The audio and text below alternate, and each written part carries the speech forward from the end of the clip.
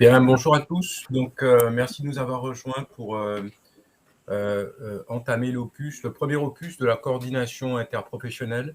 C'est un sujet qui a subi ces derniers temps une accélération assez remarquable, hein, puisque du coup, au-delà du fait que dans quelques mois, d'ici à 12 mois ou 24 mois, ça va devenir le mode principal d'exploitation, hein, au niveau de nos outils de travail. En même temps, son accélération quant à sa mise en route a été faite à cause du Covid et de la crise sanitaire. Alors, déjà un focus sur les différents intervenants. Merci à eux qui ont pu aussi se rendre disponibles. Et merci à tous plus globalement. Donc, évidemment, il y aura Olivier Berry avec nous, hein, qui est constamment aussi au sein de toutes les démarches de l'UAPS. Monsieur Thénard, Alexis, qui est infirmier libéral, et qui est en même temps de la CPTS Excellence. Et puis Maëva Lozano, consoeur titulaire, qui est aussi cofondatrice du coup d'une autre CPTS, celle de la Riviera du Levant. Et enfin, le cabinet Calucé qui nous accompagne avec son expertise. Voilà déjà sur le sujet. On peut continuer du coup.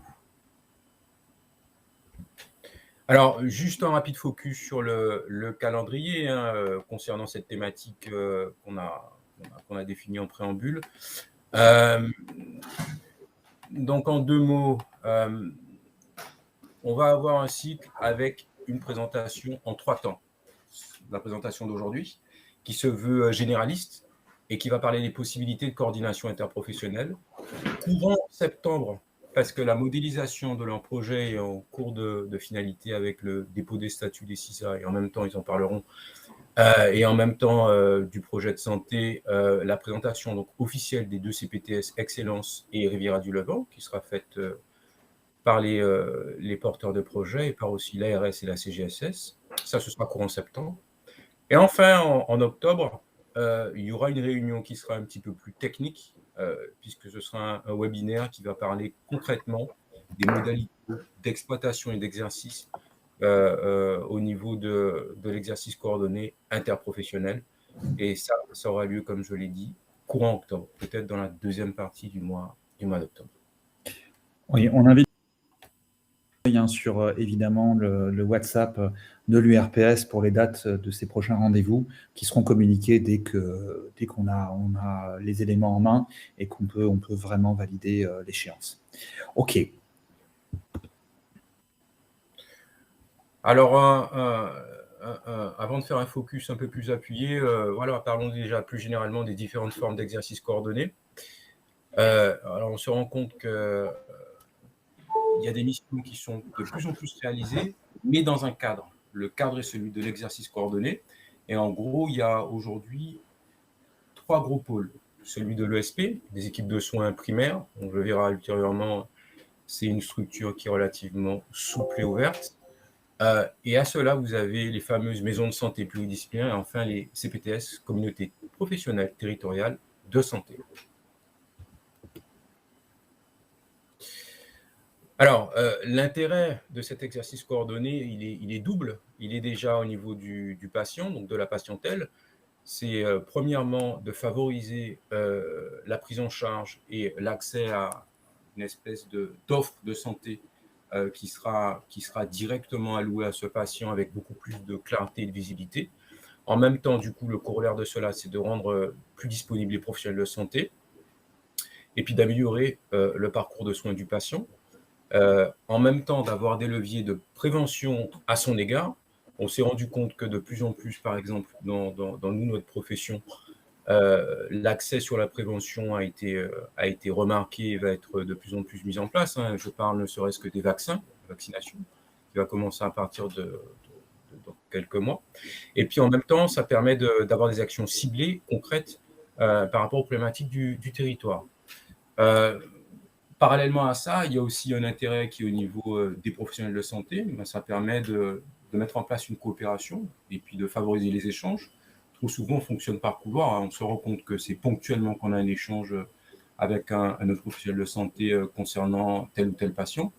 Deuxièmement, ça va permettre d'améliorer les conditions de travail parce qu'on se rend compte que c'est beaucoup plus facile si on a déjà, entre guillemets, sous la main notre professionnel de santé, plutôt que d'avoir on rentrera dans les détails, mais par exemple, un outil comme une messagerie sécurisée permet beaucoup plus rapidement, surtout si on est sous le même toit, c'est encore plus direct, de joindre notre professionnel de santé, plutôt que de devoir l'appeler, attendre, passer par le canal, j'ai envie de dire, traditionnel. Donc les conditions de travail sont facilitées, et en même temps, ça permet de prendre en charge beaucoup mieux le patient.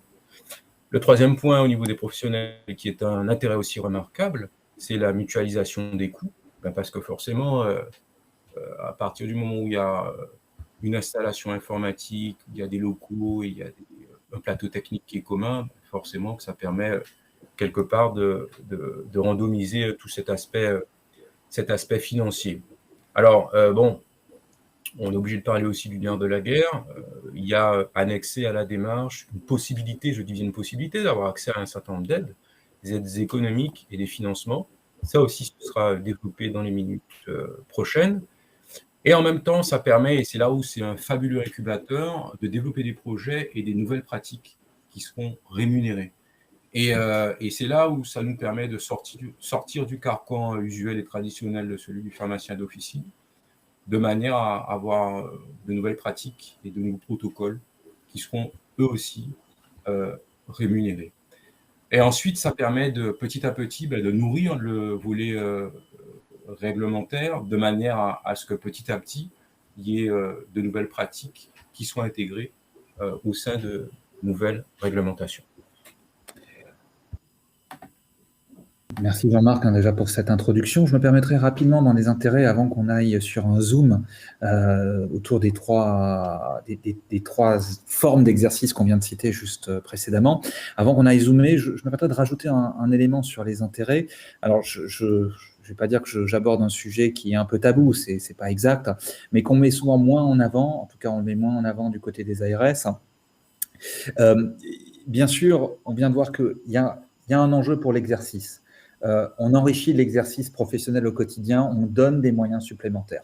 Il y a un intérêt pour le patient qui, lui, va bénéficier effectivement de cette coopération et de cette coordination. Mais il y a quand même quelque chose qui caractérise tout particulièrement la pharmacie dans ces nouvelles formes d'exercice, c'est que on est l'une des professions peut-être la plus dépendante de l'existence à proximité directe d'autres professionnels de santé et surtout des médecins. Et il faut dire les choses avec, on va dire, le plus de transparence possible. C'est un enjeu stratégique pour beaucoup d'officines demain.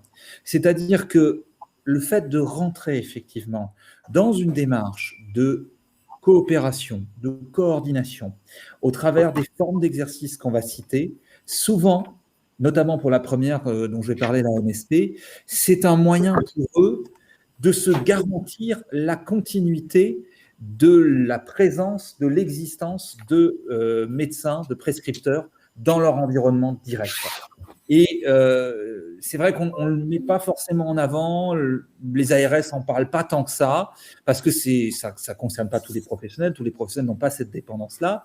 Mais pour la pharmacie, si demain, il n'y a plus de prescripteurs, il n'y a plus de prescription, et c'est toute l'économie de la structure qui est fragilisée. Par contre, si on est dans une perspective qui encourage au maintien dans une zone géographique donnée des prescripteurs, évidemment, on protège l'économie de la structure. Donc, j'en parle parce que on verra évidemment qu'entre la CPTS, la MSP, le SP, ça n'a pas tout à fait les mêmes incidences par rapport au maintien du tissu des prescripteurs. Mais ces trois structures-là, elles jouent vraiment un rôle dans l'avenir de l'environnement des officines. Et puis, il y a aussi quelque chose d'autre qu'on va peut-être clarifier tout de suite en introduction. C'est qu'on a renversé la table par rapport à, on va dire, une règle d'or qui existait dans le monde de la santé, c'était l'absence de compérage. C'est-à-dire qu'on a une prescription très forte qui est de dire, attention, on ne passe pas un patient d'un médecin à une pharmacie, d'une pharmacie à une infirmière ou à un kiné, etc. Parce que c'est du compérage. Et en fait, avec l'arrivée de la loi HPST, qui a déjà maintenant quand même 14 ans d'existence, mais surtout avec les conséquences de la loi HPST, notamment au travers de ces nouvelles formes d'exercice, eh bien, il y a maintenant effectivement des possibilités de directement transférer un patient d'un généraliste vers une pharmacie, d'une pharmacie vers un infirmier, parce qu'on est dans cette logique effectivement de coopération et de coordination. Et donc, cette sacro-sainte règle, elle est déjà finalement quand même grandement mise de côté dès lors qu'on va rentrer dans une des formes d'exercice que je vais citer tout à l'heure. Alors attention, il ne faut quand même pas perdre de vue que malgré effectivement ces droits qui sont donnés ou ces autorisations qui, une nouvelle fois, sont au bénéfice et dans l'intérêt du patient, ce dernier conserve toujours toute sa liberté de choix. Donc, on n'est pas non plus dans l'idée de dire maintenant, je suis dans une CPTS, donc le patient, s'il va avoir un médecin de la CPTS, il doit avoir un pharmacien de la CPTS. Ce n'est pas exact. Mais on a une liberté beaucoup plus grande dans la transmission des informations et dans le fait d'orienter le patient vers un des professionnels de santé qui fait partie de cette forme d'exercice coordonné. Okay, donc ça, ce sont deux nouveautés très, très importantes et même, je pense, en partie décisives pour l'avenir de certaines officines. Bien. Alors, on va commencer par zoomer sur la première forme, qui est peut-être, à mon sens, la plus intéressante aujourd'hui pour la pharmacie, parce que c'est celle qui s'inscrit, on va dire, dans la zone géographique du quotidien de l'officine. C'est-à-dire que globalement, avec l'AMSP, la maison de santé pluriprofessionnelle, on est dans une logique de travailler à l'échelle du quartier, de la commune. Donc, on est dans la zone géographique qui correspond à la réalité quotidienne d'une pharmacie qui, pour la plupart d'entre vous, 80% des patients qui poussent la porte de votre officine, c'est des gens, effectivement, qui sont à 1, 2, 3 kilomètres de chez vous. Alors, évidemment, il y en a certains qui n'ont pas tout à fait cette réalité-là. Je pense à Jean-Marc, par exemple, sur le centre commercial de Milénis. Bon, ce n'est pas la seule officine, évidemment, qui est concernée par un profil un peu atypique, mais la majorité des officines sont dans cette logique-là. Et donc, l'AMSP, elle vient s'inscrire, elle vient couvrir une réalité territoriale qui est vraiment celle du quotidien de l'officine. Et c'est en ça où elle est peut-être effectivement la plus pertinente et la plus intéressante pour les officines. Ce qui ne veut pas dire pour autant qu'il faut forcément bouder les autres, et on verra pourquoi tout à l'heure.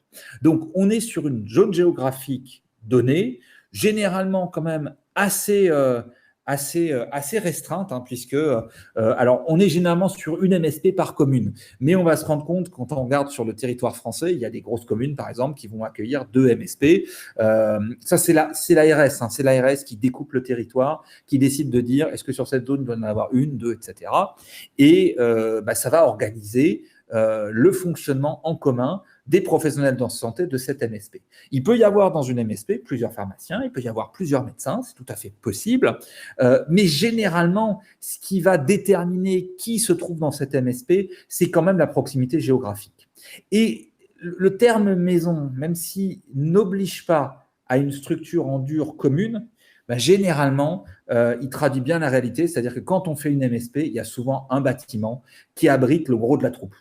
Et puis quelques professionnels de santé qui sont aux abords directs de ce bâtiment et qui travaillent effectivement en connexion avec l'accord principal. Bien.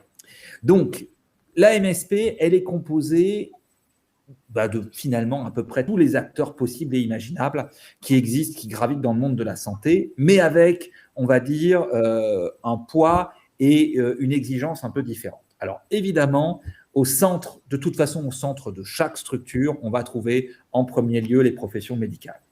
On va tout de suite voir d'ailleurs que si on veut faire une MSP, ce n'est pas compliqué, il nous faut 2 médecins. Tant qu'on n'a pas 2 médecins signataires du projet de MSP, il n'y a pas de MSP possible. Et parce que l'idée, c'est de faire travailler les professionnels de santé de différents domaines, de différentes formations ensemble. Évidemment, il faut 2 médecins plus au moins un autre professionnel de santé. Donc, on pourrait dire que dans l'idéal, on démarre à 3, 2 médecins, et puis, alors, ça peut être effectivement un autre professionnel de santé. Mais là, on verra que c'est un peu compliqué parce qu'en fait, un infirmier, oui. Les auxiliaires médicaux, pas de souci. Par contre, le pharmacien, il ne compte pas, il ne permet pas de valider ce 3e professionnel de santé. Lui, il s'inscrit en plus. Et c'est de même d'ailleurs pour les biologistes. Donc, 2 médecins, un autre professionnel de santé, mais en règle générale, très vite, on est quand même plutôt sur des structures avec entre 5 et 15 professionnels de santé qui s'accordent ensemble sur un projet et qui travaillent ensemble. Ils sont généralement, pour la plupart d'entre eux, situés dans le même bâtiment. Mais c'est là où il faut différencier la MSP du centre de santé. La notion de centre de santé, c'est vraiment un bâtiment, ils sont dedans, voilà, etc.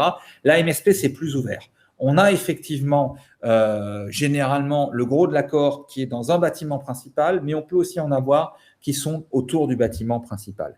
Et dans de très très rares cas, ça existe, il y a des MSP, alors pas sur la Guadeloupe, mais en métropole c'est le cas, où en fait il n'y a pas vraiment une structure centrale, un bâtiment central, c'est parfois le cabinet de 2 médecins qui fait office de point central, et puis finalement tout le monde est encore dans son cabinet d'existence autour. Mais c'est vrai que ça va rendre compliqué un certain nombre d'objectifs que cherche à atteindre la MSP, donc c'est pas l'idéal. Identifier un site principal, généralement, c'est quand même beaucoup mieux.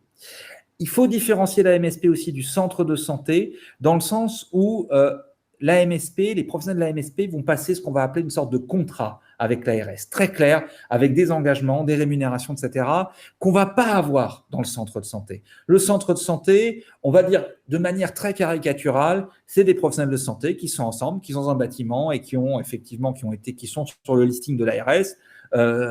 Ils sont connus, ils ont une identité, mais ils ne sont pas dans cette logique de contrat, d'obligation aussi forte que la MSP.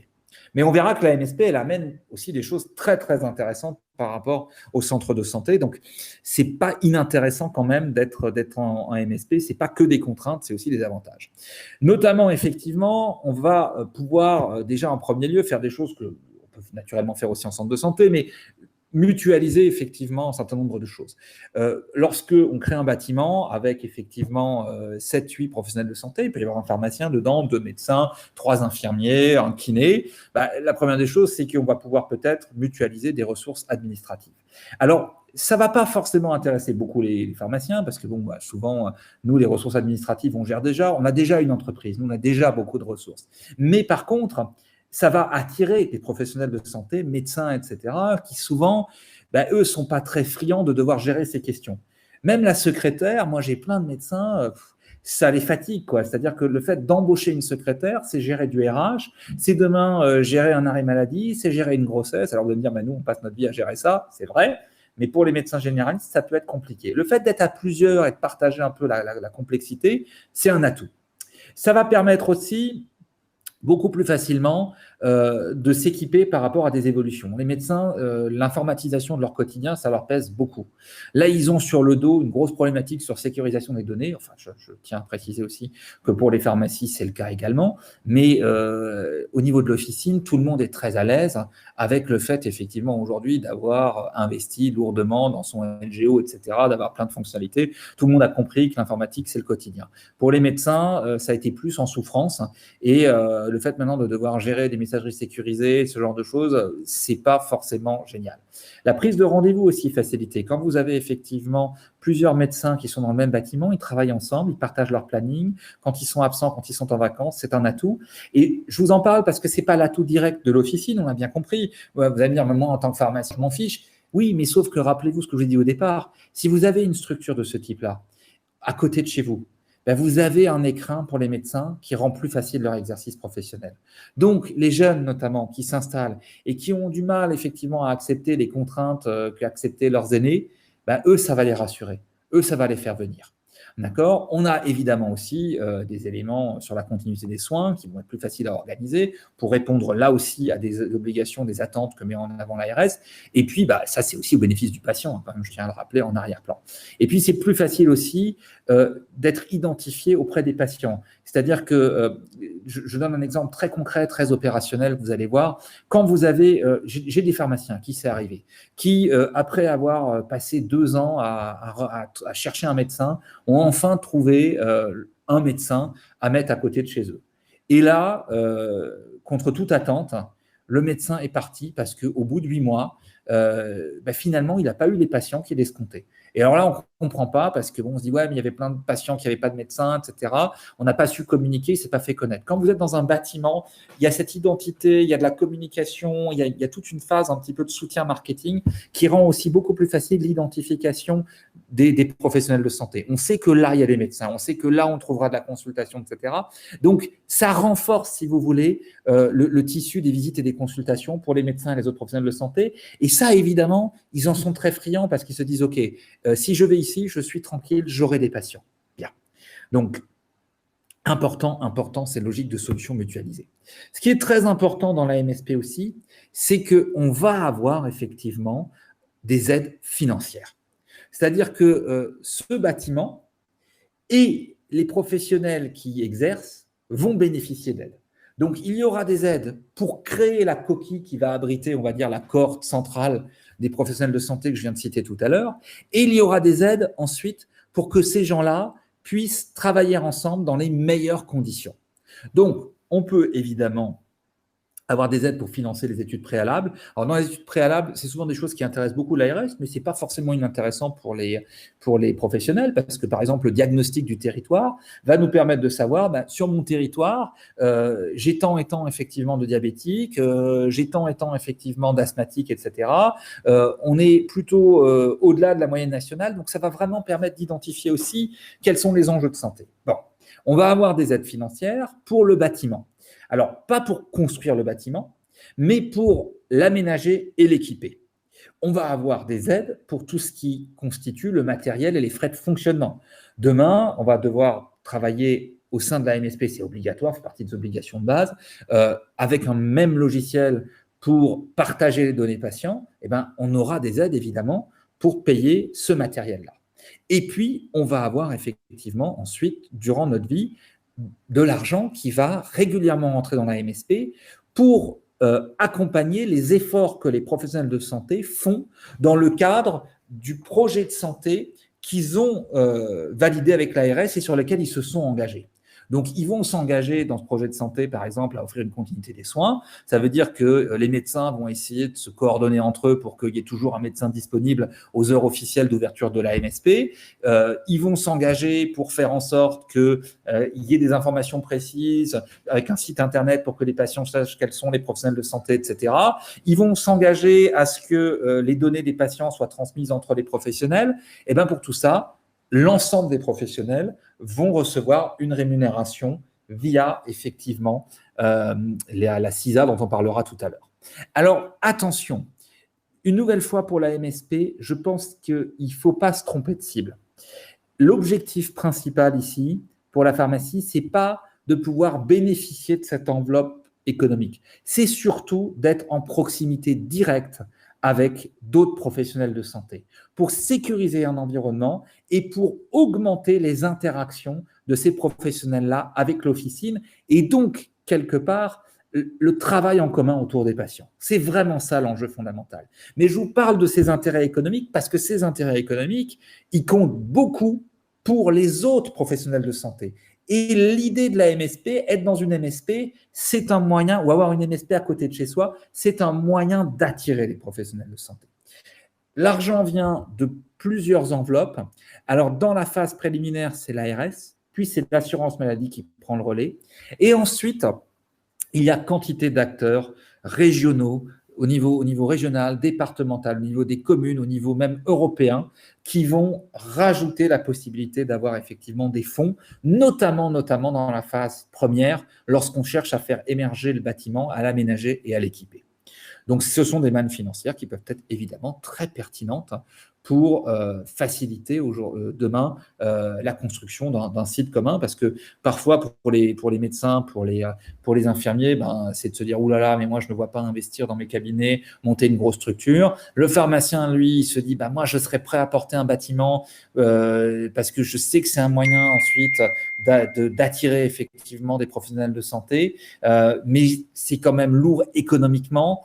Et bien, si j'avais des aides, ça me permettrait d'y arriver. Et bien là, tac, on a des aides. Okay. Par contre, bien sûr, et donc on a vu qu'il y a des avantages, notamment au niveau financier, mais on ne perd pas de vue aussi qu'on a des obligations. Donc la première des choses, c'est qu'il faut qu'on mette en place un exercice coordonné, formalisé. Ça veut dire qu'il faut qu'on ait des réunions, des modalités d'échange, bref, on parle ensemble des patients. La deuxième des choses, c'est qu'on est là pour amener de nouvelles choses. On n'est pas là simplement pour faire le métier qu'on faisait jusqu'à présent et rien faire de plus avec nos patients.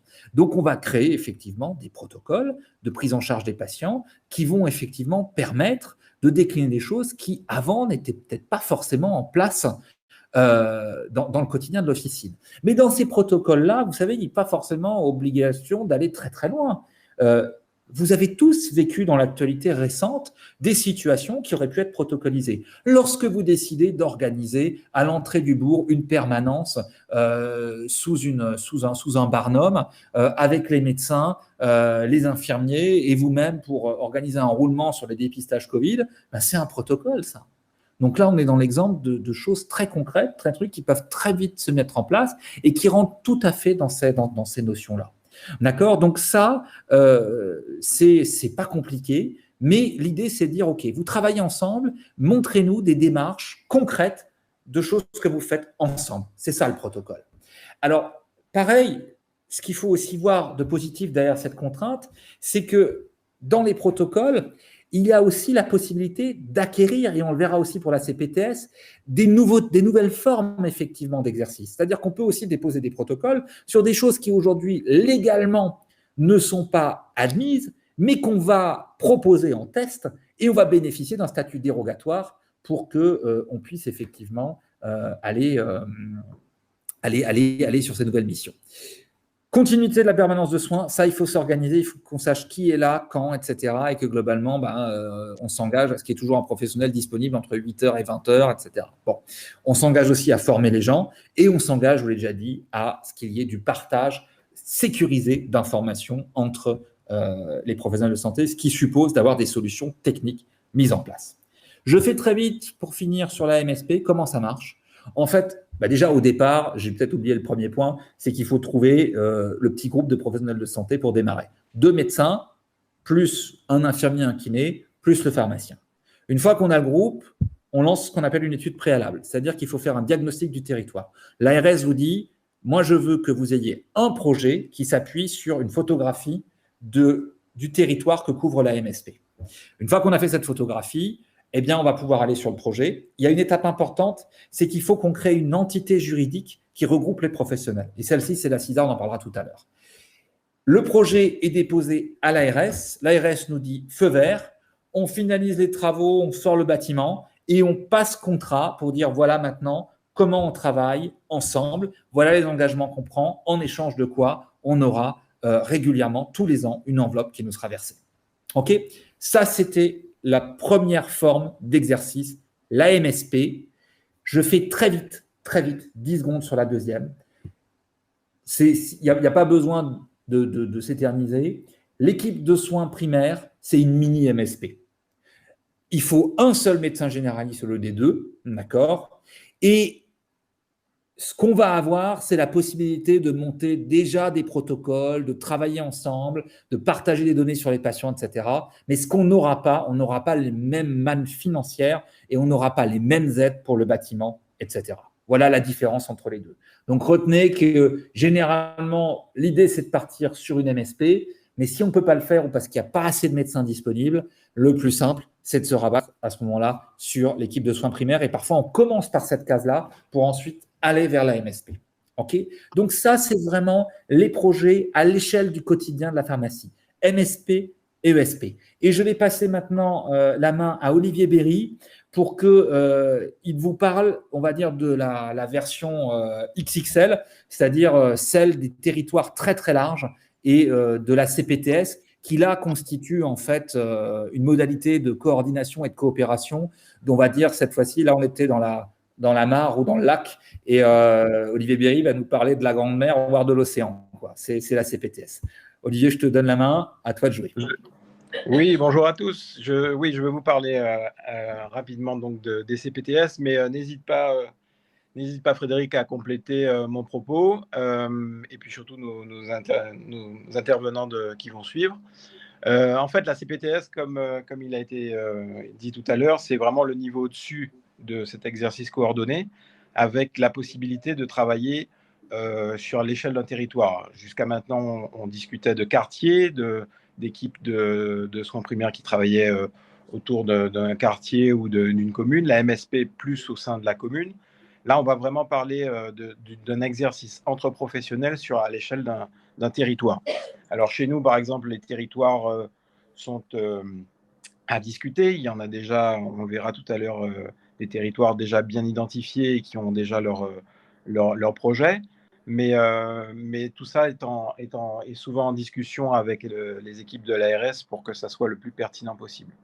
Donc, ça se compose essentiellement soit de plusieurs ESP ou plusieurs MSP qui existeraient déjà ou qui seraient en formation, ou simplement plusieurs professionnels de santé qui sont déjà des professionnels de soins de premier recours ou de second recours, qui vont donc s'associer pour travailler de façon commune avec toujours comme support un projet de santé. C'est pour ça qu'aujourd'hui, les demandes, souvent, s'appuient sur des projets de santé soit déjà préexistants sur des MSP en formation ou déjà créés, parce que c'est quand même plus facile de démarrer là-dessus, parce que la rédaction en lui-même du projet de santé, c'est quelque chose d'assez qui prend du temps. Donc, c'est vrai que s'appuyer sur quelque chose qui existe déjà, c'est déjà pas mal. Donc, et il y a une dernière notion et qui rejoint le volume de cette nouvelle communauté, c'est qu'il faudra aussi intégrer l'hôpital public ou un des services de l'hôpital public du territoire en question pour faire fonctionner cette structure.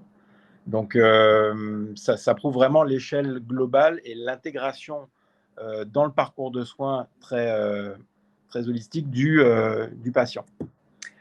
Rapidement, pour vous dire donc les avantages de cette CPTS, c'est avant tout, comme le disait tout à l'heure Frédéric, c'est qu'on va pouvoir créer, proposer des nouvelles pratiques, des pratiques expérimentales, qu'elles soient déjà existantes au national ou pas, ou nous, au niveau régional, qu'on puisse les proposer, pour, fort de notre expérience de multiprofessionnels, de pouvoir les proposer à l'ARS et d'être, du coup, c'est le point qui suit, être rémunéré pour cela. Donc, au début, ça sera sûrement expérimental, mais ça pourra donc, au final, être entériné et devenir une nouvelle pratique régionale et une pratique rémunérée. Les autorisations aussi qui permettront le partage, on en a discuté aussi tout à l'heure, le partage d'informations entre professionnels. Vous savez qu'on a parlé de compérage tout à l'heure, mais vous savez aussi que les informations entre nous sur le patient parfois sont un peu borderline au niveau légal, hein, j'entends. Il va nous être donc du coup autorisé au sein de ces CPTS de pouvoir échanger sur le patient, sur tout ou partie de ses traitements, de sa condition et de son statut. Donc c'est vraiment en cela la CPTS, le niveau ultime du parcours de soins autour du patient. Tout à fait. Oui. Je peux peut-être rajouter que c'est très important, c'est ce que tu dis là, parce que beaucoup de confrères ont tendance parfois à oublier que ils sont tenus au secret, qu'ils ne peuvent pas transmettre librement à d'autres professionnels de santé. Or, la CPTS ouvre cette possibilité. Par contre, il y a une chose aussi, c'est qu'il y a un devoir d'information. C'est-à-dire que quand on est en CPTS, il faut dire, on travaille avec d'autres professionnels de santé dans le cadre de la CPTS, par un affichage ou quelque chose. Sachez qu'on partage les informations avec les autres professionnels. Voilà. Je ferme la parenthèse. C'est ça. Et donc, les principales obligations, par contre, pour être en CPTS, c'est donc de mettre en place un exercice coordonné formalisé, c'est-à-dire qu'il va falloir acter le fait de participer à des réunions et d'en assurer le suivi, la bonne tenue, la présence, parce qu'il faudra effectivement rendre des comptes sur le fonctionnement de cette CPTS. Et au-delà de ça, pour être totalement pertinent vis-à-vis du patient et que les pratiques nouvelles ou les pratiques entérinées fonctionnent et qu'il y ait un retour et un feedback sur tout ce qui a été fait au cours d'une période. Donc la périodicité des réunions, je n'ai pas en tête, mais je pense qu'on nous le dira dans la suite, c'est vraiment à intégrer. Donc, ne pas y être juste pour être inscrit, mais il faudra y participer très clairement à son fonctionnement. Et puis, mettre en place aussi un partage d'informations sécurisées et archivées on en a discuté tout à l'heure, le logiciel commun sécurisé. Moi, vous savez que mon dada, ça a été il faut pousser encore les confrères à passer à une messagerie sécurisée, qu'elle passe par le LGO ou une autre messagerie sécurisée externe, mais c'est vraiment un prérequis depuis de nombreuses années.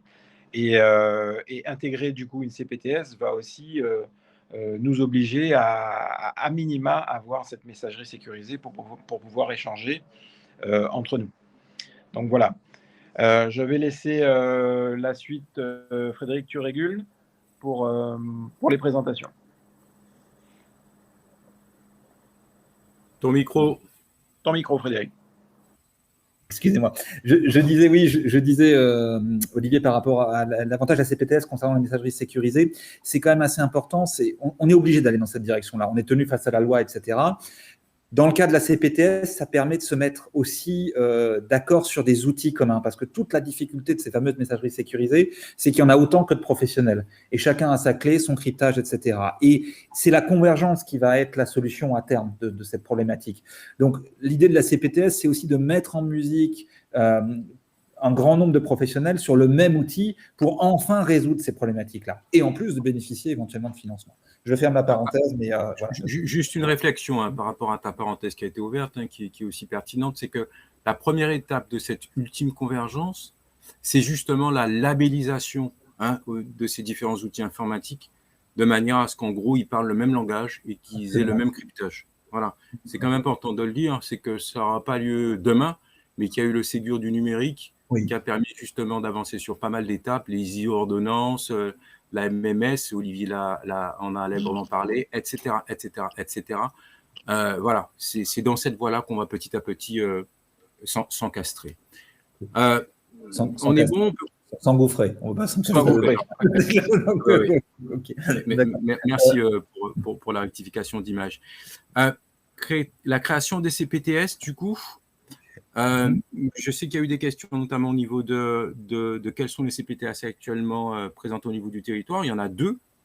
Alors, il y en a une qui est historique, qui est celle de Saint-Martin, mais qui est sur les autres décrets qui avaient déjà été établis, qui datent d'avant des années 2000. Mais les CTPS, on va dire, nouvelle génération qui datent de la loi HPSC, il y en a deux actuellement. Il y en a une qui a été faite et qui est en cours de création, comme l'autre aussi, c'est celle de la rivière du Levant. Et la deuxième, qui est effectivement celle de l'excellence. Donc, je voudrais quand même revenir en 2 secondes sur les MSP. Frédéric, tu as fait allusion au fait qu'en France, il peut y avoir, par rapport à la dissymétrie des communes ou des villes, au sein de même ville, plusieurs MSP. Oui, chez nous aussi c'est le cas, mais ça reste quand même de l'ordre de l'exceptionnel. Il y a actuellement 2 communes en Guadeloupe, sur les 32 communes, qui seraient dotées de 2 MSP, mais que théoriquement, il y aura une régulation autour de ça et qu'il y aura une MSP par commune. Alors, évidemment, certains confrères vont dire, oui, mais il n'y a pas autant d'MSP que de pharmacies. Mais l'idée, c'est quoi? C'est effectivement de rentrer dans la CISA, même si c'est fait dans un deuxième temps, parce qu'il y a déjà un projet, ou bien carrément de demander à créer une annexe. Il y a certaines communes où ça a été possible, et effectivement, dans ce cas-là, il faudra se rapprocher de l'ARS pour en définir complètement le contour. Voilà. On va peut-être passer la parole à Maëva Lozano qui est avec nous pour qu'en tant que cofondatrice de la CPTS Riviera du Levant et pharmacienne titulaire, nous donne un petit peu son retour d'expérience. Maëva, je ne sais pas si tu connectes avec nous. Ouais, vous m'entendez? Oui, parfaitement. Ok. Mais bonjour à tous. Donc, je suis Maëva, titulaire de la pharmacie du marché à Saint-François. Alors bon, j'ai une toute petite expérience, je ne sais pas si ça pourra apporter quelque chose, mais on a créé une MSP, la MSP de la Rotonde, à côté de la pharmacie, avec le docteur Lara, le docteur Malpel et une infirmière, puisque on a commencé avec 3 personnes, et puis après ça s'est agrandi. Et suite à ça, toujours dans la même optique, on a lancé à plusieurs la CPTS du Levant. Voilà, donc concernant les MSP, c'était très détaillé. Moi, ce que je pourrais apporter, c'est que concernant les financements, enfin, c'est pas si simple que ça non plus. Donc, il y a des financements de l'ARS. Et en effet, il peut y avoir d'autres acteurs, mais avec un accès quand même qui reste relativement compliqué. Donc, c'est un projet dans lequel je pense qu'il faut être accompagné, qui est pas facile à réaliser. La CPTS, en revanche, on a été très accompagné par l'ARS. Ça a été beaucoup plus léger. Et alors, c'est en cours de création, les objectifs n'ont pas été encore déterminés, on en est au tout début. Mais c'est une suite beaucoup plus légère de la MSP. Alors, il n'y a pas que la MSP, hein, évidemment, il y a plein d'acteurs, comme vous l'avez dit, mais voilà, ça s'est fait beaucoup plus facilement. Je ne sais pas si je peux vous apporter d'autres retours de mon expérience, puisque j'ai le sentiment que tout a été dit aussi dans les rémunérations, les ACI. Je pense qu'il ne faut pas, en tout cas en ce qui concerne la MSP, il ne faut pas attendre la rémunération les ACI, les rémunérations de la sécurité sociale, elles restent relatives. Elle permet de faire des projets, mais ça ne doit pas être le moteur d'une MSP. Et en ce qui concerne la CPTS, c'est vrai que le financement d'une CPTS, les financements qui sont alloués à la CPTS permettent d'entrevoir des projets qui peuvent être très intéressants à plusieurs et une ouverture sur un exercice de la pharmacie tout nouveau qui est, je pense, aussi intellectuellement très stimulant pour le pharmacien. Si je peux me permettre, Maëva, pour rebondir sur ce que tu viens de dire et le fait que sur les MSP, les ACI, alors on n'a pas encore, je crois, présenté ce qu'étaient des ACI pour les confrères, mais les aides en fait qui sont allouées, contrairement à un certain fantasme que beaucoup d'entre nous ont eu avant de vraiment rentrer dans les détails des projets, ces aides ne couvrent pas moult dépenses et voilà, et c'est pour ça que je dis que ça fait partie d'un certain fantasme. Ça va couvrir certains fonctionnements, mais il faut bien comprendre que quand on crée une MSP, c'est l'activité qu'on va y créer, les professionnels qui vont y travailler et qui vont payer leur loyer, comme tout professionnel étant dans une structure immobilière, qui vont entretenir en fait le fonctionnement de tout cela.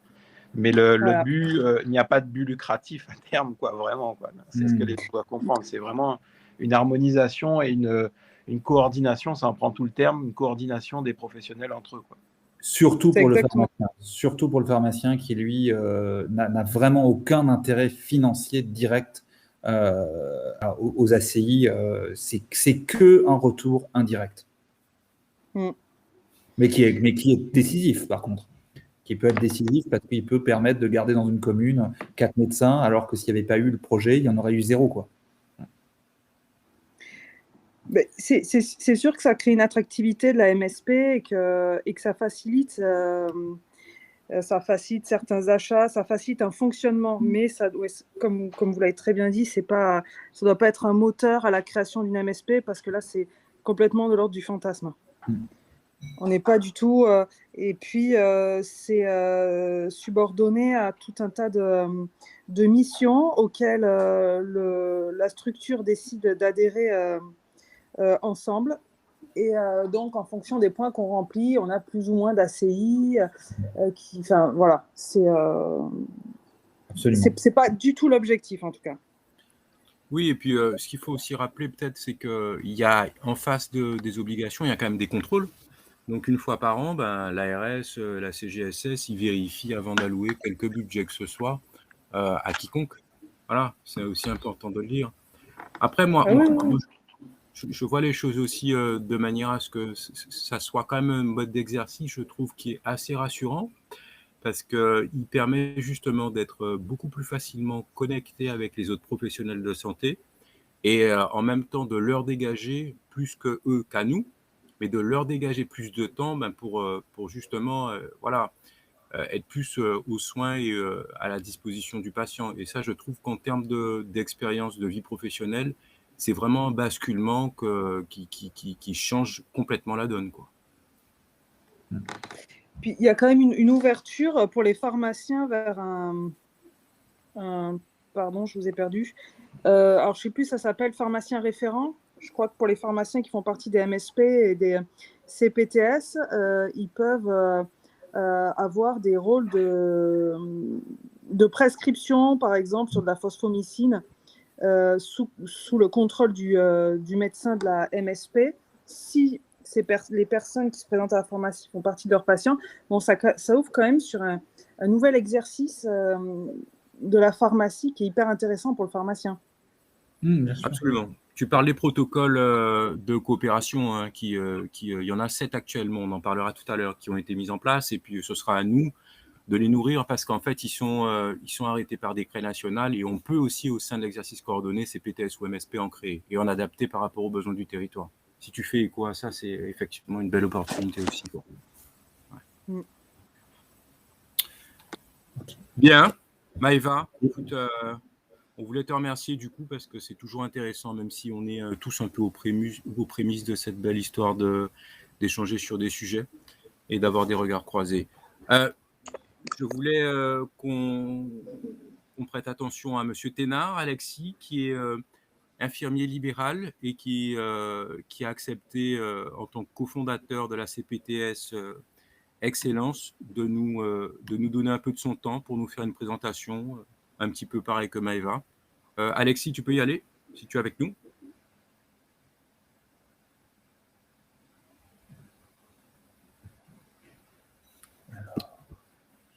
Alors, attends. Faut que tu actives ton micro, Alexis. Oui.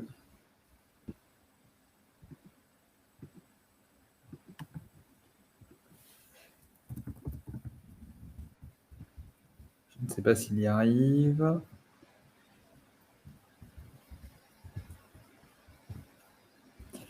Sinon, ce que je peux proposer, Jean-Marc, c'est qu'on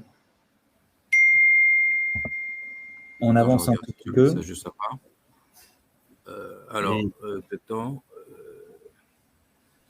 Bon, écoute. Vous m'entendez? On vous entend.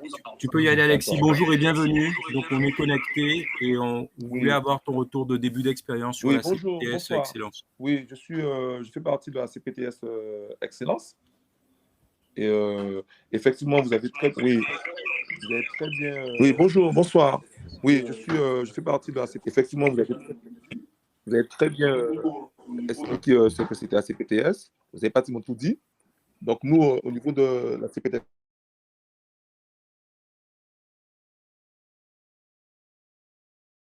Excellence, nous sommes au stade où on a posé le diagnostic, c'est-à-dire hier. Donc, on a fait le diagnostic à la RES.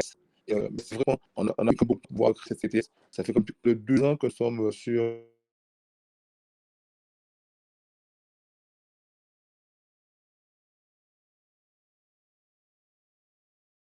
que nous travaillons là-dessus.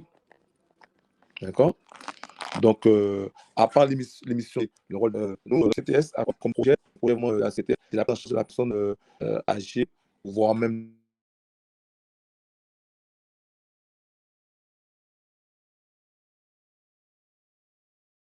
de la personne isolée. Donc, on va, c'est ce projet qui travaille, on peut faire un projet et pour améliorer les conditions d'exercice.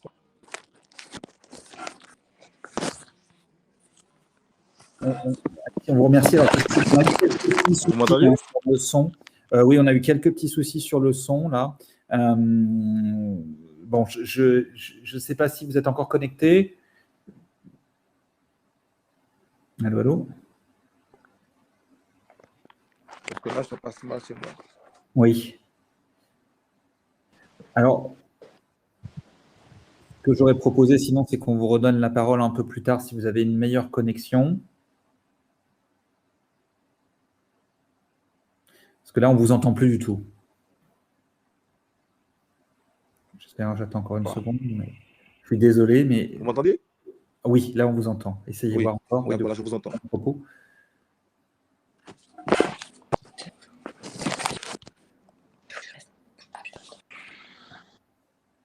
Oui.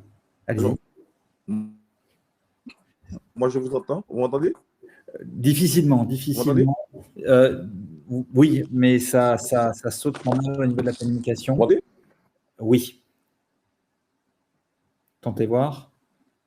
Non, écoutez Alexis, je suis désolé, je vous propose, on va avancer, on essaie de vous redonner la main en sortie de piste s'il y a des questions sur la CPTS Oui.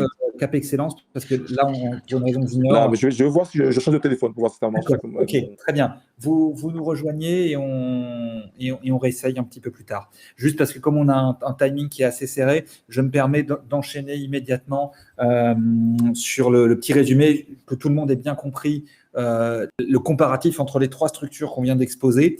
Donc, globalement, on a toujours besoin d'un projet de santé. Il y a toujours un projet de santé à déposer au niveau, effectivement, de l'ARS. Dans le cadre de la CPTS, comme il y a beaucoup de professionnels, souvent, il est porté par le noyau initial et puis les autres se rajoutant après n'ont pas besoin de contribuer. Pour la MSP et l'équipe de soins primaires, là, on est sur quelque chose, évidemment, qui concerne beaucoup plus directement le pharmacien dès lors qu'il s'engage dedans. L'exercice coordonné, il est de toute façon de facto, évidemment, dans ces trois formes d'exercice, mais il est plus fort et plus intense dans le cadre de la MSP parce que l'ARS a plus d'attentes envers les professionnels de santé, notamment, par exemple, on va devoir coordonner le temps de présence des professionnels au sein d'un même site, etc. L'accès vers de nouvelles missions rémunérées, il est possible dans les trois structures, mais c'est vraiment la CPTS qui offre l'incubateur le plus intéressant pour aller sur des nouvelles missions, des pratiques, et qui même généralement est sollicité souvent au niveau national pour tester de nouvelles manières de fonctionner avec les patients. Mais dans tous les cas de figure, ça ouvre des possibilités qui vont au-delà de ce qu'on connaît aujourd'hui dans l'exercice quotidien de l'officine. Côté financement, la MSP offre un avantage par rapport aux deux autres structures, c'est qu'elle nous permet en fait de faire financer l'aménagement d'un bâtiment. Et ça, c'est quand même très, très intéressant lorsque le pharmacien souhaite implanter à proximité de son officine des médecins, des infirmiers, des kinés, etc. Il bénéficie d'un appui financier. Alors, ce n'est pas non plus un jackpot, mais ça peut soulager sur un projet immobilier à hauteur de 15, 20, parfois 30% le budget. Donc ça, c'est assez intéressant.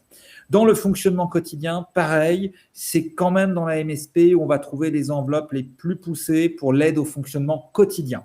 Je ne parle pas de la rémunération, évidemment, des protocoles, etc. C'est plutôt ça. Par contre, c'est aussi dans la MSP où il y aura le plus d'obligations pour les professionnels de santé, le plus de comptes à rendre. Et ce qui a été très, très justement dit, effectivement, par l'intervenant de tout à l'heure, c'est que si on ne répond pas aux obligations sur lesquelles on s'est engagé, on perd l'argent et donc les financements pour le quotidien qui sont cités à la ligne au-dessus vont diminuer.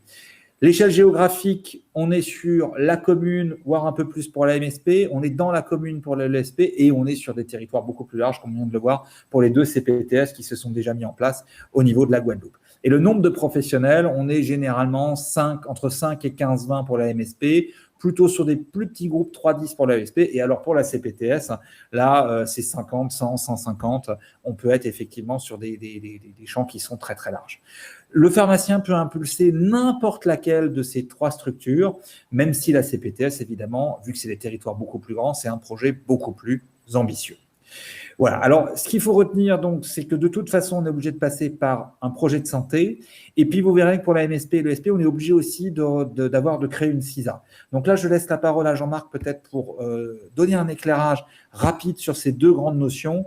Et on essaiera de finaliser avec les ACI ce fameux contrat qu'on passe en fait avec l'assurance maladie pour obtenir les rémunérations, mais qui une nouvelle fois ne sont pas la clé. Mais l'idée, c'est de le comprendre si vous voulez expliquer à d'autres professionnels de santé comment fonctionne cette démarche-là et motiver éventuellement des infirmiers autour de vous, des kinés, des médecins à vous rejoindre dans cette voie-là. Donc d'abord, première étape, on n'a pas de structure d'exercice coordonné sans projet de santé. Jean-Marc, je te laisse présenter ce concept-là rapidement. Bien, donc de manière préalable au projet de santé, on est d'accord qu'il faut quand même créer une CISA pour qu'on soit. Oui, alors on l'a mis dans l'autre sens. Oui, c'était juste un rappel sommaire. Voilà. Ensuite, effectivement, le dit projet de santé, il doit absolument endosser une première étape qui est celle du diagnostic préalable des besoins. En gros, voilà, il y a plusieurs cartographies qui se superposent, celle des données IRIS, celle des données de la CGSS et celle de différents questionnaires que vous pouvez adressé à votre patientèle et puis aux autres professionnels de santé, de manière à leur demander quels sont les manques, quelles sont les carences du territoire. Et à partir de ça, vous allez faire émerger des missions et les activités concrètes que la structure devra endosser. De cela va émaner un projet professionnel et un projet d'organisation. Je m'explique. Il y a le projet professionnel qui correspond clairement aux besoins de la population, donc des patients, des usagers de soins de santé. Et il y a en même temps le projet organisationnel. Par exemple, il peut arriver que vous ayez des médecins qui soient OK pour ne pas travailler un vendredi sur 2, mais en échange absorber plus de garde. Donc là, ça, non seulement ça veut dire qu'il y aura une offre au niveau de la prise en charge qui sera différente du patient, et non seulement ça veut dire qu'en interne, il y aura une organisation, un roulement à prévoir qui sera à considérer. Et ensuite, effectivement, de ces différents axes, il faudra aussi constituer un plan de financement. Et moi, je le dis et je le répète, hein, j'ai cette vision-là de manière beaucoup plus large. Exercice coordonné ou pas, un plan de financement doit, à mon avis, ne pas intégrer obligatoirement tout ce qui est volet subvention. C'est un peu, selon moi en tout cas, la cerise sur le gâteau. Pourquoi? Parce qu'il y a quelque chose aussi qu'on ne vous a pas dit, c'est que toutes ces dotations, elles peuvent arriver soit en milieu de parcours, soit en fin de parcours. Elles n'arrivent pas du jour au lendemain, quoi. À part la subvention de l'ARS, mais qui, encore une fois, sous les 2 ans, impose le fait que le projet soit déjà fonctionnel et viable et en exploitation. Alors, du coup, je vais continuer en parlant de la CISA. La CISA, du coup, c'est les sociétés interprofessionnelles de soins ambulatoires. C'est une structure juridique. Donc, vous aurez un CABIS. C'est une forme de CABIS avec les différents associés qu'il y a. Donc, on le répète, il faut de manière constitutive qu'il y ait au moins 2 médecins, soit un infirmier ou bien un auxiliaire, et en plus, le cas échéant, le pharmacien, ce qui est évidemment fortement recommandé. Et quand je dis le pharmacien, ça peut être aussi des pharmaciens. Moi, j'ai tendance à dire que, OK, on est sur un territoire fini, avec un certain nombre de communes, il ne pourra pas y avoir dans toutes les communes des communes de MSP, mais autant que faire se peut que les confrères vivent ça comme une opportunité, qui se rapprochent les uns des autres, de manière à être à plusieurs pharmacies au sein de la même CISA, ou bien il y a aussi une modalité dont on n'a pas parlé d'exploitation d'exercices coordonnés, c'est une annexe de maison de santé pluridisciplinaire. Ça aussi, ça peut exister au sein d'une même commune. Voilà. Alors, et c'est la CISA justement qui sera la structure qui sera habilitée à percevoir la rémunération au niveau de l'exercice coordonné. Ça veut dire que tout ce qui sera subvention ira directement sur ce réceptacle-là. Voilà. Jean-Marc, si tu me permets une image, parce que souvent il y a des confrères qui ont du mal à percevoir pourquoi il y a une CISA en plus de la MSP.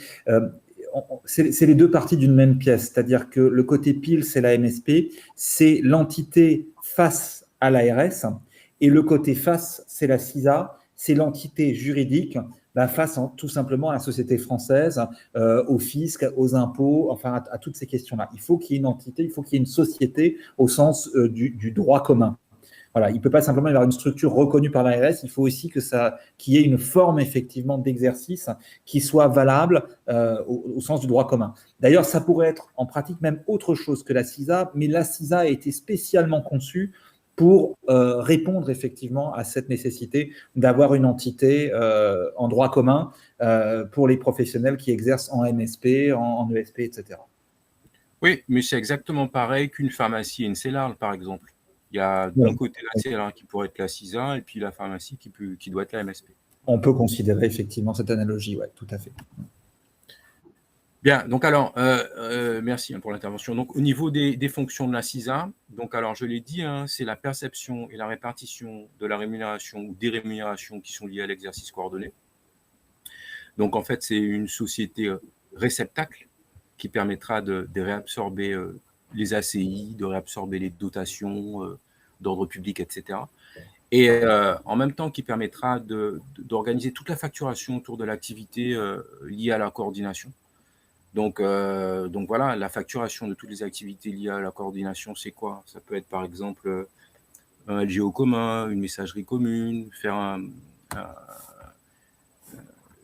faire un backup qui peut être commun. Bref, il y a un ensemble de choses qu'on va facturer directement à la CISA. En gros, c'est comme si, au lieu de facturer que chaque professionnel de santé ait une facturation qui lui soit propre, on va facturer et essayer d'avoir une prise en charge commune qui sera au niveau d'un échelon supérieur, donc au niveau de la CISA. Voilà. Donc forcément, en regard de ça, ça permet d'avoir une mise en commun des moyens. Donc, pour pouvoir payer justement ce qu'il y aura comme facturation à faire liée à l'activité. Donc là, ce que vous avez là avec le petit logigramme parser est assez parlant. En gros, voilà, ça permet de mettre tout ce qui est subvention dans une même enveloppe et de prévoir en face les dépenses collectives qui vont en découler. Ça permet en même temps, le cas échéant, d'abonder vers cette CISA en y mettant collectivement des sous. Voilà. Donc, il peut y avoir une prise en charge proratisée d'un certain nombre de charges où on va faire une espèce de pot commun. Et en même temps, et c'est là où on disait qu'il y avait éventuellement un bonus, le cas échéant, qui resterait, s'il y en a un qui reste, permettre une distribution, le cas échéant, aux différents membres annuellement.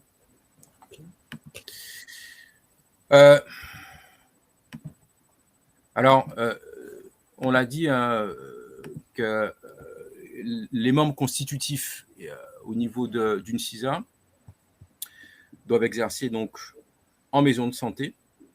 Alors, il y a une petite subtilité, c'est qu'il peut y avoir des personnes qui sont signataires du projet de santé, mais qui ne sont pas membres associés de la CISA. Donc, en gros, pour parler plus vulgairement, ils ne vont pas apparaître sur le CABIS. C'est comme s'ils étaient un peu sous forme de vacataires.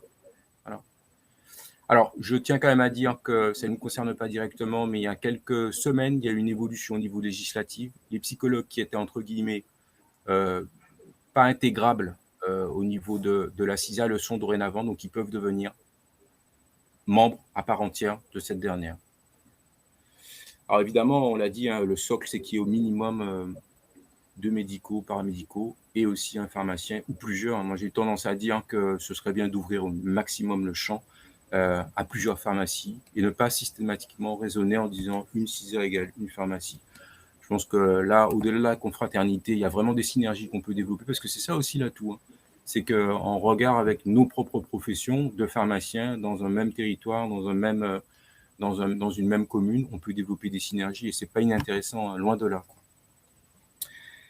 Alors voilà, donc au niveau d'une chronologie sur la création de la CISA, il y a 4 temps forts. La première, c'est le fait d'arrêter la liste de professionnels de santé qui participeront. La deuxième, c'est se faire aider, le cas échéant, mais parer à la rédaction et la signature des statuts de la CISA. Et ensuite, alors, il y a généralement un va-et-vient avec un projet de statut, mais ensuite, ce sera sanctionné par l'envoi des statuts à l'ARS et l'ouverture de comptes professionnels au niveau d'une banque, puisqu'on l'a dit, l'idée, c'est à un moment de faire vivre cette CISA. Donc, il y aura des dépenses et des recettes aussi à prévoir. Et comme la loi le prévoit, avant qu'il y ait émission du CABIS, il y a publication au JO et l'immatriculation au registre du commerce de cette CISA.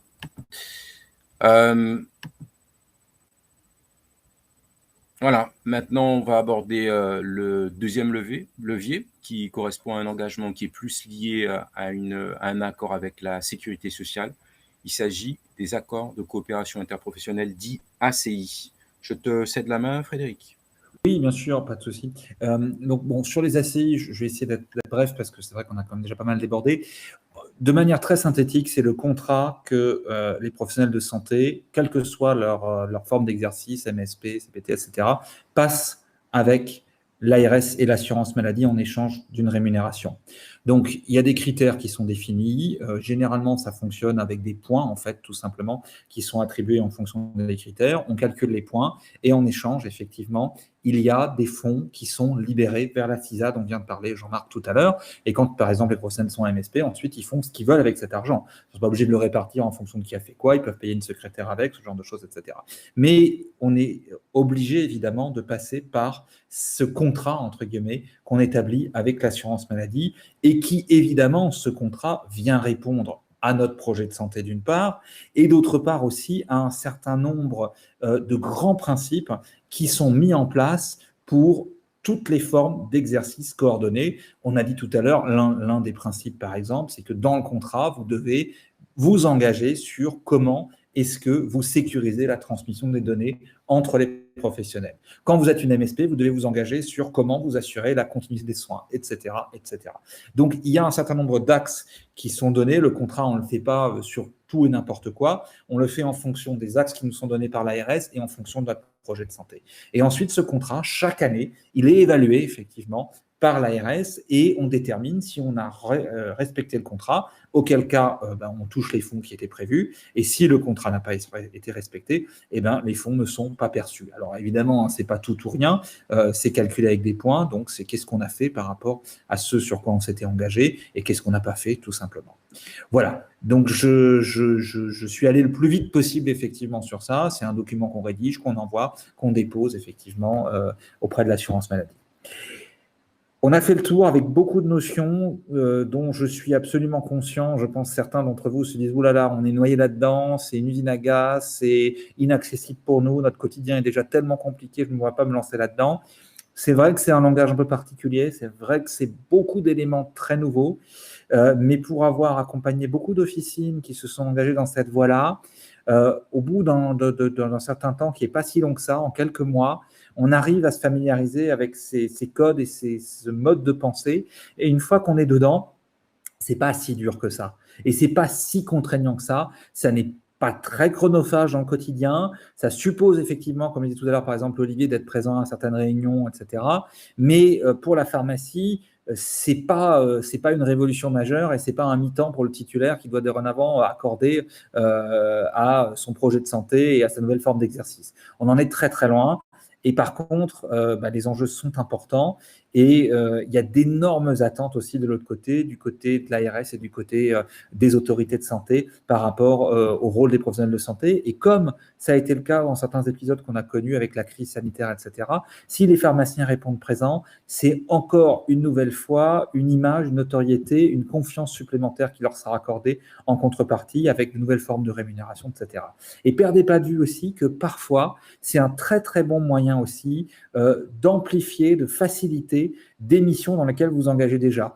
On peut très bien imaginer que des pharmaciens demain qui ont envie, dans le cadre des nouvelles possibilités données par la Convention, ont envie de s'engager dans le suivi et l'accompagnement des patients sous onco, qui ont envie effectivement de bénéficier d'une rémunération par rapport à la conduite d'entretien, puissent en parallèle faire reconnaître localement, géographiquement, un protocole sur cette même thématique et, je vais le dire de manière un peu triviale, doubler la mise, c'est-à-dire être rémunéré à la fois dans le cadre de la Convention nationale, mais également être rémunéré localement. Et là, on est sur des entretiens qui, au lieu effectivement de ramener 30 ou 50 euros, ramèneront peut-être 50, 80, 90. Et là, même finalement, alors qu'on disait tout à l'heure qu'économiquement, on n'a pas forcément tellement d'intérêt, même là, on peut encore trouver effectivement quand même des choses intéressantes au niveau économique. Mais je reviens au point de départ, n'oubliez pas que c'est un moyen surtout de pérenniser la présence des professionnels de santé autour de vous et de développer un accompagnement,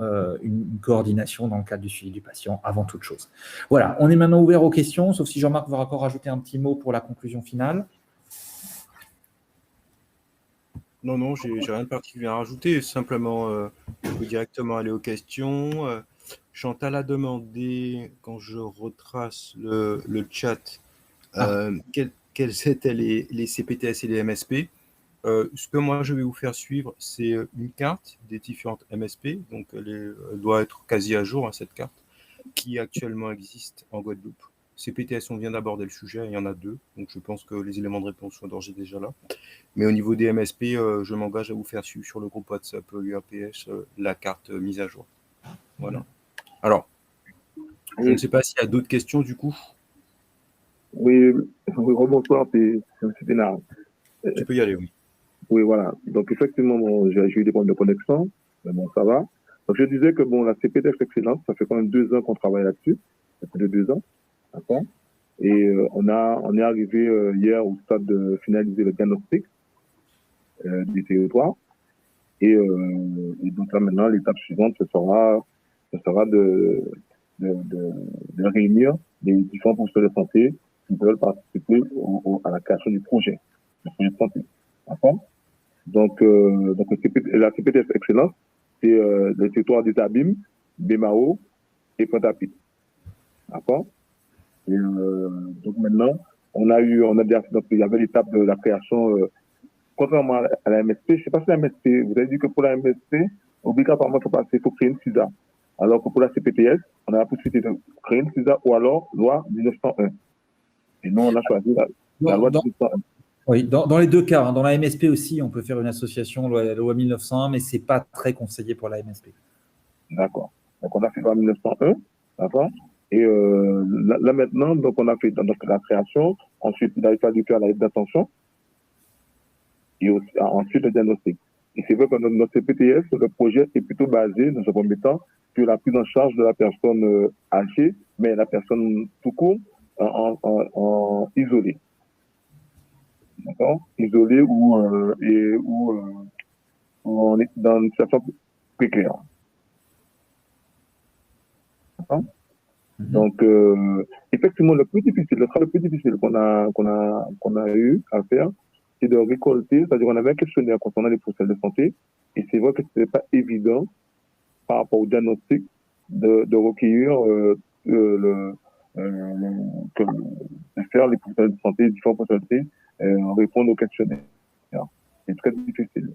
C'est vrai qu'on a fait une première présentation du diagnostic, et l'ARS nous a dit qu'on n'a pas assez de participants pour pouvoir établir ça nous a pris temps, c'est pas évident, mais bon, on est quand même arrivé à avoir un maximum, le minimum, parce que nous avons réclamé au moins 10% ou 20% des professionnels de santé sur le territoire. Donc, et comme l'a dit le précédent interlocuteur, effectivement, on a l'impression que ça va donner du travail, beaucoup de travail, mais en fin de compte, ça ne donne pas tant de travail que ça. C'est une fois que ce sera mis en route, je pense que ce sera une réunion par semaine, et je pense que après, ça va vraiment faciliter la coordination entre les différents professionnels de santé.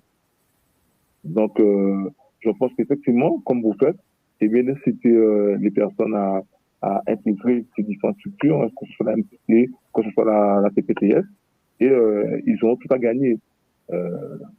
C'est vrai que lors de notre dernière réunion, les différents professionnels de santé qui ne connaissaient pas le rôle de la CPTS, on pense effectivement que la CPTS va leur fournir des clients, va leur fournir des patients. C'est pas le rôle de la CPTS. C'est pas le rôle de la CPTS, mais effectivement, lorsque le patient ira sortir à l'hôpital ou bien un patient a un problème, il va contacter la CPTS. C'est vrai que c'est les praticiens qui sont inscrits à la CPTS qui vont toucher, qui vont solliciter. Donc, mais c'est pas vraiment le rôle de la CPTS de fournir des praticiens à des patients. C'est vraiment la personne qui est là, le patient qui n'a pas de médecin, qui n'a pas de dentiste, qui n'a pas de pharmacien, qui n'a pas de pharmacie, tout ça. Et là, on va l'orienter vers la pharmacie ou le professionnel de santé le plus proche. Mais après, là maintenant, il reste le plus gros du travail, c'est-à-dire qu'on se réunit, et c'est notre prochaine étape. On va contacter les professionnels de santé qui ont décidé d'adhérer à la CPTS, et là maintenant, effectivement, faire le projet de santé. Donc, je ne sais pas s'il y a des questions à poser concernant la CPTS Excellence, mais en gros, comme vous avez très bien présenté, vous avez fait vraiment une très belle présentation de la MSP, de la CPTS, vous n'avez pas tellement tout dit, donc là, il n'y a rien à dire. D'accord. Deux questions qui nous ont été posées. La première des questions, c'est comment les professionnels de santé qui interviennent au sein de la MSP, cette fois-ci, ce n'était pas la CPTS, mais la MSP, sont rémunérés. Et alors là, une nouvelle fois, la CISA est souveraine. C'est-à-dire que la CISA, c'est une assemblée d'actionnaires, entre guillemets, qui appartiennent à la même entreprise et qui déterminent ce qu'ils font de l'argent que l'ARS leur verse. C'est-à-dire qu'aujourd'hui, l'ARS, en fait, elle verse de l'argent contre des engagements, mais les professionnels peuvent utiliser l'argent comme ils le souhaitent. Une nouvelle fois, s'ils veulent le répartir au gré des protocoles rédigés par chacun, ils peuvent. S'ils veulent faire un pot commun pour payer une secrétaire, ils peuvent. S'ils veulent acheter, je dis n'importe quoi, une piscine, bah, ils peuvent aussi. Voilà, c'est pas dérangeant. C'est la CISA qui est souveraine pour utiliser les fonds qui sont versés par l'ARS. L'ARS ne demande pas de compte sur les fonds qu'elle verse en contrepartie des engagements. Elle, ce qu'elle veut, c'est que les engagements soient tenus. Ensuite, c'est pour la MSP, c'est la CISA qui détermine les règles, comment cet argent-là est utilisé ensuite. Et en la matière, tout existe, même si la majorité des MSP et donc des CISA décident de faire un pot commun pour payer, par exemple, souvent la secrétaire, pour payer les charges, ce genre de choses. Voilà. Alors, autre question qui nous a été posée, c'est qui informe le professionnel de santé de la création d'une CPTS sur son territoire? Alors ça, c'est une question un peu délicate. Donc, en fait, l'ARS, normalement, tient à jour la liste des CPTS, les territoires concernés. Et alors, c'est à elle, généralement, de faire un peu quand même la promotion de ces structures-là. Mais ça, c'est très variable en fonction des moments, des ARS, etc. Non, mais Frédéric, juste un mot. C'est pour ça, justement, qu'il y aura, et ça, c'est le deuxième temps de la trilogie de l'exercice coordonné. C'est pour ça qu'en septembre, il y aura une présentation officielle.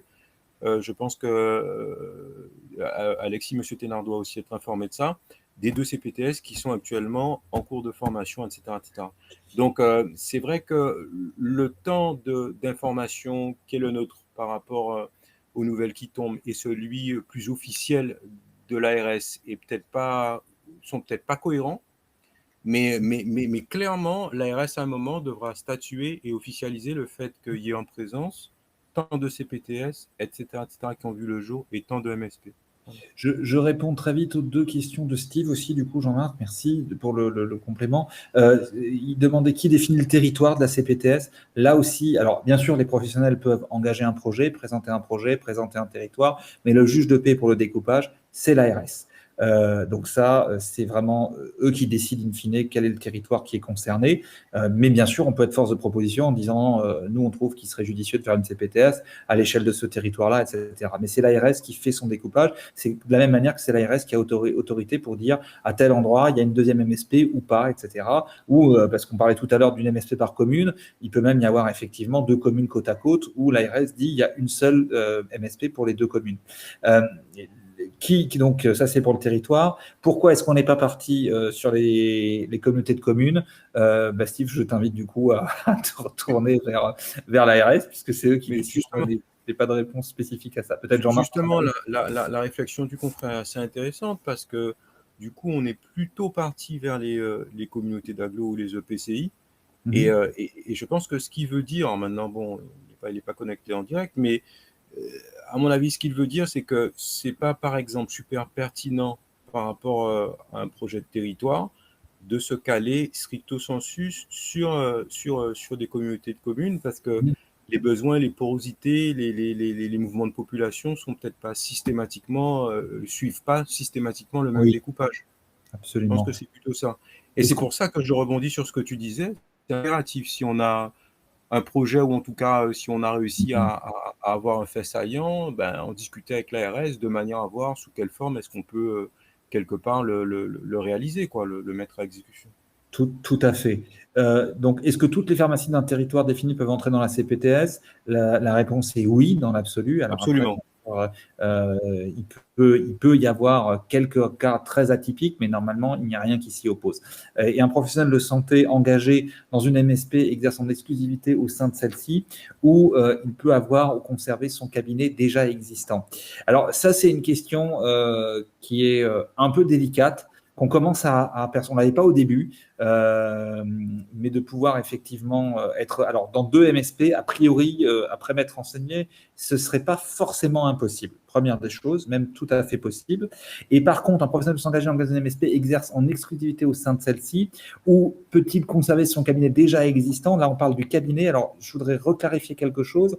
Il n'y a aucune obligation à exercer physiquement dans le site principal de la MSP. Par contre, évidemment, il faut démontrer quand même à l'ARS qu'on est en connexion directe et on couvre le même territoire géographique. Donc, autrement dit, on peut très bien avoir son cabinet en face de la MSP, du bâtiment de la MSP, et recevoir l'intégralité de ses patients en face du cabinet, enfin en face de la MSP, dans son cabinet. Ça ne pose pas de problème. Ça poserait plus de difficultés, évidemment, si on avait un cabinet dans le Larzac et qu'on dit, bon, bah voilà, notre cabinet dans le Larzac, mais c'est pas grave, on fait partie de la MSP de Pointe-à-Pitre. Ça, c'est pas possible, évidemment. Voilà, je ne sais pas si j'ai répondu aux questions, n'hésitez pas hein, s'il y a des choses. Normalement, j'ai laissé à chacun la possibilité d'intervenir avec le micro, si vous souhaitez. Vous pouvez aussi sans problème.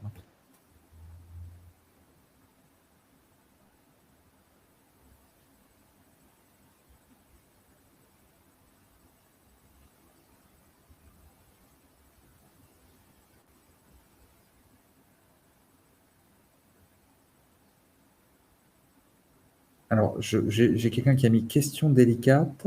Alors, question délicate, je ne sais pas si c'est pour répondre à la question précédente, si c'est une réponse ou si c'est une introduction. Ok.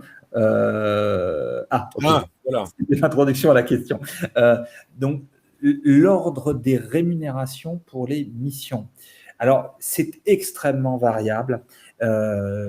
Alors, pour une raison très simple, en fait, c'est par exemple pour la MSP, c'est calculé sur la base, beaucoup de choses sont calculées sur la base du nombre de patients. Alors, c'est un peu technique parce qu'en plus, ce n'est pas le nombre de patients de la MSP, c'est le nombre de patients des médecins de la MSP. Et donc, si vous avez une MSP avec 15 généralistes, eh bien, évidemment, les sommes annuelles qui vont être perçues vont être beaucoup plus grandes que si vous avez une MSP avec 2 généralistes. Et on est effectivement sur des ordres de grandeur du x10.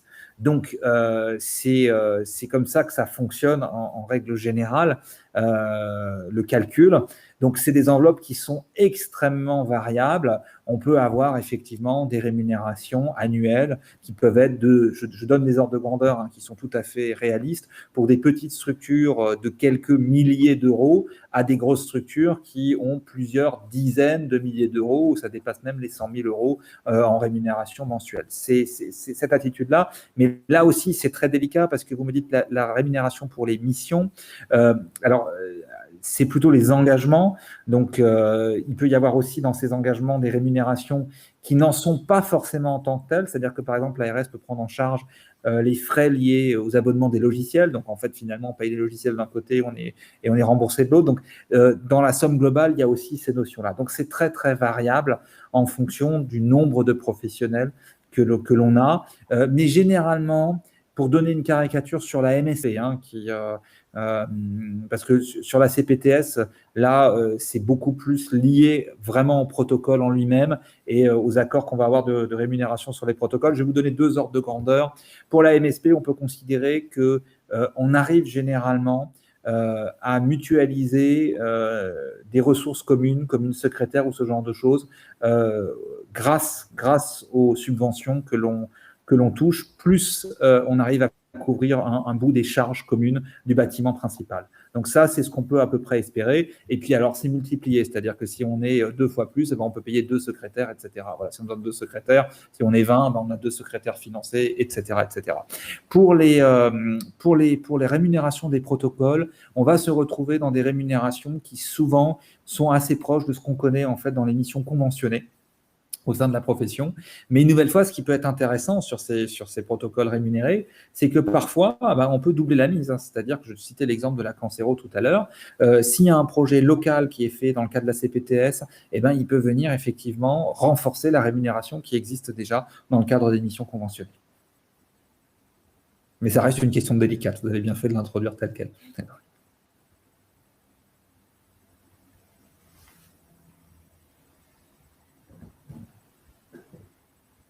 Bien. Mais retenez que ce n'est pas la somme d'argent qui est le plus important. L'idée, c'est d'être connecté à d'autres professionnels de santé parce que l'officine, elle vit grâce aux professionnels de santé qui sont autour d'elle. Alors bien sûr, on fait du conseil, on fait de la prise en charge, mais il y a toute une partie qui est dépendante de la dynamique des professionnels de santé autour de nous.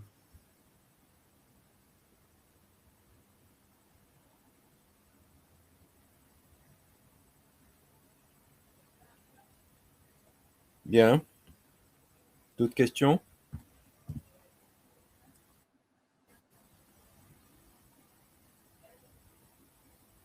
Je pense qu'on peut tout doucement clôturer les travaux en vous remerciant tous. Est-ce que tu souhaites rajouter quelque chose, Frédéric? Non, pareil, je remercie tous les participants. C'est un sujet, je sais qu'il est compliqué, mais il faut que vous en abreuvez au maximum parce qu'il est décisif pour votre avenir.